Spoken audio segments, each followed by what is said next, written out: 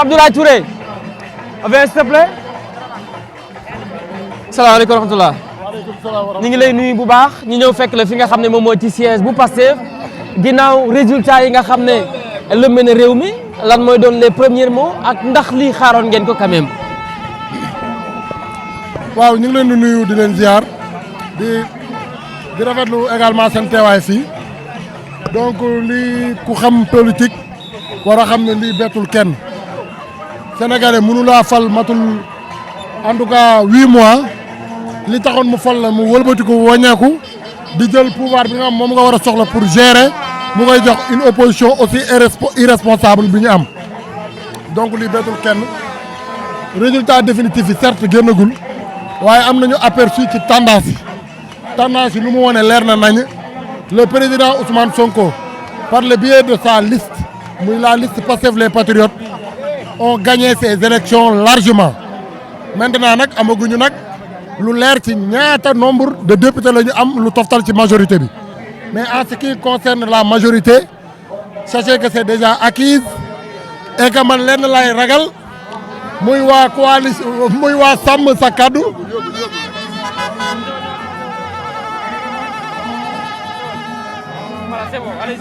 donc lenn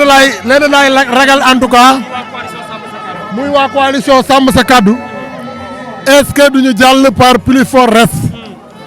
ndaxte suñu jógeewul ci 1 yeeg 2 yeeg 3 yi soo moytuwul ci plus fort reste la ñuy jàll waaye lu mënti am rek nañu xam ne c'est la démocratie ku ci nekk am nga sañ-sañu ne dama bëgg laaj askanu Sénégal suñ la joxul nga xam ne joxuñu la nga daal di dem toog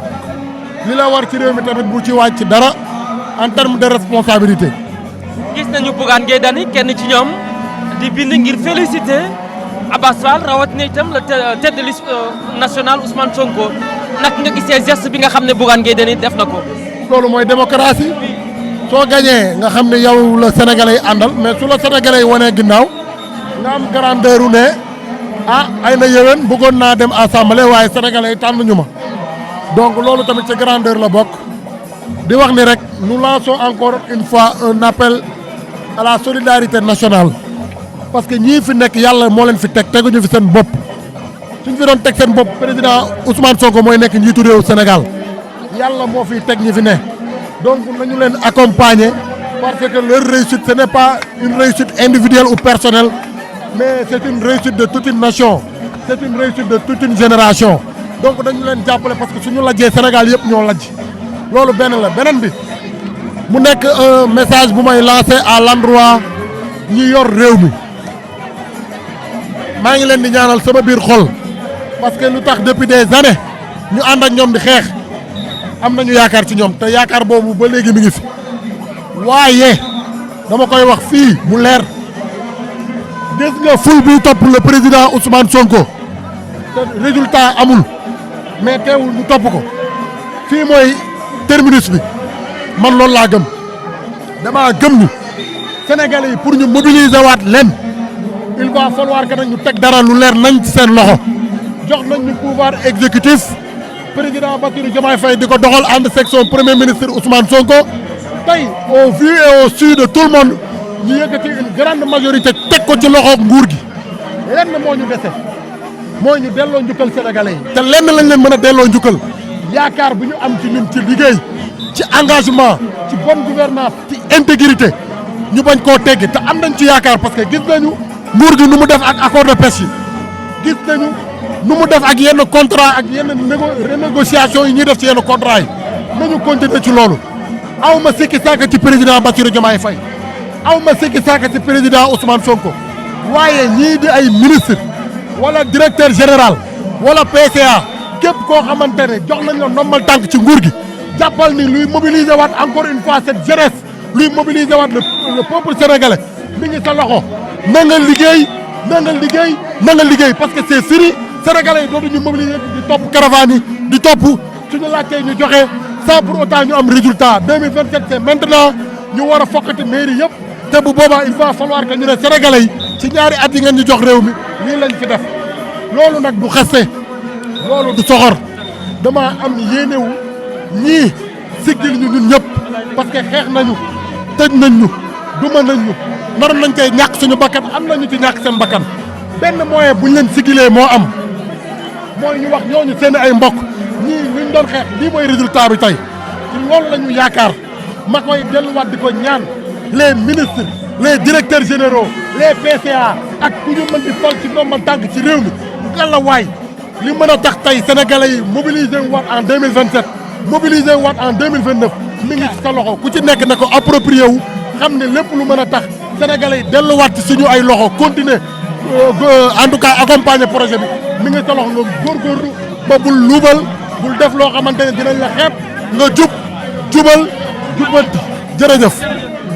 merci beaucoup ñu koy jaajëfal bu baax moom Pape Abdoulaye Touré alors may nga yegg li nga xam ne moom mooy reportage bi léegi. Albourakh ni nga ko waxee noonu lañ koy defee dañuy daal di dem rek dem fekk ji ñi nga xam ne ñoom ñoo nekk fii ci siège bu Abass Fall dégg leen suñu micro waxtaan ak ñoom ana lan la ñu gis ci li ni mel ana naka la ñuy féetee victoire bi yaay boobu maa ngi lay yaay boobu maa ngi lay bàyyi ma rek bàyyi rek ma jël la rek. baax na allo dañuy daal di avancer tuuti rek dem xool ñi nga xamante ne ñu ngi fii nii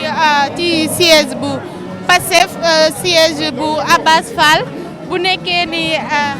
dinañu mën a wax salaamaaleykum sëñ maa ngi lay nuyu. maa ngi lay nuyu soxna si. wax leen rek tey yéen a aaye yéen a sëñ bi sant baax ana tey naka ngay dundee victoire bi li ma ci gën a neex mooy score bi nga xamante ne moo am centre Mass Massaër Niane bi nga xamante ne foofu la Barthélemy moom ci boppam voté ñu duma ko ci centre de vote bi non seulement mais ñu duma ko ci bureau de vote bi nga xamante ne moom foofu la voté ça veut dire tout simplement qu'aujourd'hui dañuy indi confirmation bi nga xamante ne mooy message bi ñu lancé woon ci campagne bi que ne Abass mooy borom Ndakaaru aujourd'hui on a eu la confirmation donc aujourd'hui c'est une victoire de très haute qualité de très haute gamme donc amul lépp lenn loo ñuy layameeti dañuy wóor ne tey fi mu toll nii réew mi Sonko ko moom te mim réew Sonko mooy ki ko moom mooy li gone yi di wax. gis nañ ci ku ci mel ni Bougane Gueye Dany Barthélémy Dias ak Anta Babacar Ngom jot nañoo bind communiqué ci seen page ngir féliciter victoire bi nga xam ne parti Pastef am na ko. waaw dañuy bañ a ñàkk ñànki rek xam nga àdduna wéet gore wéetaliku gore te bu ndox tuuroo ak mbàq ci des amul rootiwaat donc bu fekkente ne demee na nii. ak ni nga xamante ne noonu la campagne bi demee woon ak li nga xamante ne doon nañ ko teg ci deru Seydina Ousmane Sonko mu sell mi yëpp tey mu duma leen duma yu toll nii mu demee ça mënuñu leneen lu dul mën a féliciter Seydina Ousmane Sonko féliciter Abass Fall mi nga xamante ne moo leen laminé biir Ndakaaru donc je pense que tey aujourd'hui ils ont reçu une douce froide raison pour laquelle ils n'ont qu'à aujourd'hui vouloir féliciter notre leader national qui est Seydina Ousmane Sonko mu sell mi le président du Pastef. ana tey lan mooy suite bi ginnaaw bi nga xamee ne yéen a jël victoire. suite bi bon comme toujours Pastef on est toujours dans une suite logique donc suite bi mooy tout simplement jublu ci liggéey bi li nga xamante ne moom lañ diggoon sénégalais bi ñuy dagaan seeni baat donc aujourd'hui confirmation bi et rendre ko actif loolu dong moo ci des donc je pense que amatul lenn lu ñuy mbiccoo mbaaloo xëccoo à gauche à droite donc li ñu mën a def rek mooy jublu ci liggéey bi teg haute cour de justice bi ñi nga xamante ne ñoo rey doomu sénégalais yi ñi nga xamante ne ñoo pillé ressource naturelle u Sénégal ñi nga xamante ne ñoo pàccoo alal réew mi ñu delloo si leen ci réew mi ñu taxaw jàkkaarloog le procureur général de l'État layoo li nga xamante ne moom lañ def ci réew mi ñu mën a kenn ku nekk li ñëpp bokk li ñëpp jot ci incha allahu rabbi. jërëjëf kontaan nañ ci kàddu yi loolu dañuy daal di tourner rek jege waa ji nga xam ne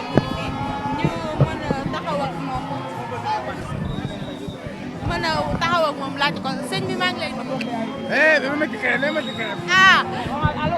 yaa soxna si maa ngi lay nuyu. maa ngi lay ziar maa leen di fay. baal ma nga fàttali ma tur beeg sant bi ak fan nga jógee. maa ngi tudd Fatoumata Diabaté dëkk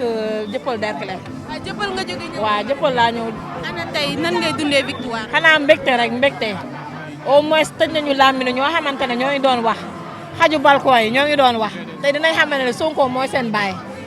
waaw. ana tey lan ngay wax ñi nga xam ne ñoo nekkoon ci opposition bi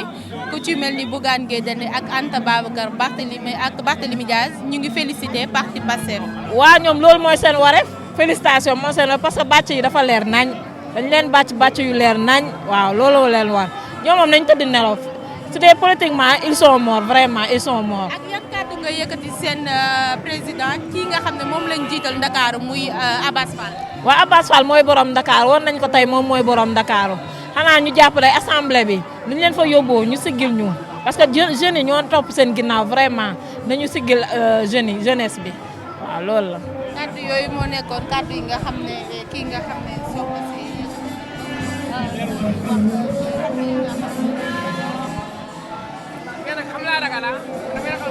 ba tey ñu leen di toppal jubilé bi ak réaction patriote yi dégg ngeen li nga xamante ni ñoom ñu ngi koy wax ci seen mbégte tey bi nee nañu Abass Fall moom mooy borom Dakar man leen waaw sañ ngeen ko ku nekk ak gis-gisam ku nekk ak bëgg-bëggam waaye ak lu ci mënti xew rek li ñu waxoon sànq la ñuy waxaat c'est le Sénégal c'est nous dans nous ñun ñoo bokk Sénégal tey fii nga xamante ni moom la ñu nekk ak lu ci mënti am rafetlu nañu yenn poste yi nga xamante ni gis nañ ko comme bu ci mel ne bu président Bougane Gueye Dany ndax def na lu rafet def na acte de grandeur mooy jongante kii mooy gagné kii mooy perdre léegi nag kii gagné na félicité na ko kii moo ñàkk aussi nañ ko encouragé wax ko ni démérité wul waaw ce qui est l'essentiel mooy def na lépp mooy waxtaan nag sénégalais dagaan na baatu sénégalais nag ñooy tànn ki nga xamante ni moom moo ko neex ñu fal kooku tànn nañu ki leen neex jël nañu ñooñu alhamdulilah lenn kañ lañ leen di wax mooy ñoom ñoo deseel sénégalais ñoom lu ñu góorgóor nañ ko xeeb te lu ñu liggéey aussi nañu koo xeeb te xam ni sénégalais yi wàccoon nañu ak ñoom comme ni ñu koy waxee ci olof mais daal li nga xamante ni gis nañu ko fii mooy patriotes yi ñu ngi jubilé donte dimanche la donte bi ngi guddi ñii war nañu jàngi suba ñii war nañu liggéey suba mais gis ngeen nen bàyyi nañu seen lépp ñëw fii nga xamante ne moom mooy ci buntu siège bi di wane seen contente seen contentement ci élection yi nga xamante ni moom moo doon am tey kii kan la Mame Badji ñu koy jaajëfal bu baax a baax di nuyu Ndeye Diagne moom it ñu ngi koy jaajëfal bu baax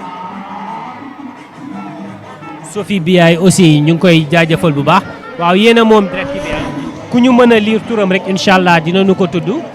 jaajëfal ko remercier ko wax ko ni yéen a moom direct bi ndax si c'était pas vous tey duñu ko lancé waaw ndax ci suba ba léegi ñu ngi sur le terrain di ko jéem a jaayante bëgg leen rek toppal vote bi ni mu démarré woon ce matin ba ni nga xamante noonu la résultat yi génnee te loolu lépp tamit dugalal nañ leen ko ndax tamit actualité la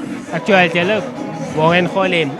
presse internationale fu mu defee déplacement ñëw ci réew mi presse bi nga xamante ne moom moo nekk ci réew mi warut des ginnaaw moo waral li muy métti ak li muy yàgg du ñu bàyyi du ñu reculer waaw dañ leen koy toppal du début à la fin pour mën leen satisfaire si ay information yu wér te wóor yoo xamante ne dina leen satisfaire Univers Info nii la koy defee day détaché équipe waaw wàcc sur le terrain dem taataanal leen ko gis ngeen ko boobu ba tey toppal nañ leen ko cappaandaw gi nag lañu toll mën nañ ne si cappaandaw gi lañ toll ndax boo xoolee mais patriotes yi mën nañ fecc de ñoom dafa mel ne du xool leen patriotes yi mën nañ fecc de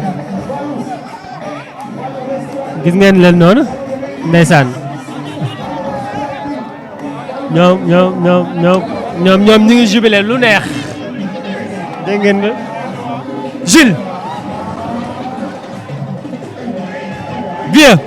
bien jaajëfal naa la de. waaw maa lay delloo jaajëfal bu baax a baax. tey maa ngi gis liggéey bi rafet na lool. waaw gis nga juste pour bëggal internet yi rek.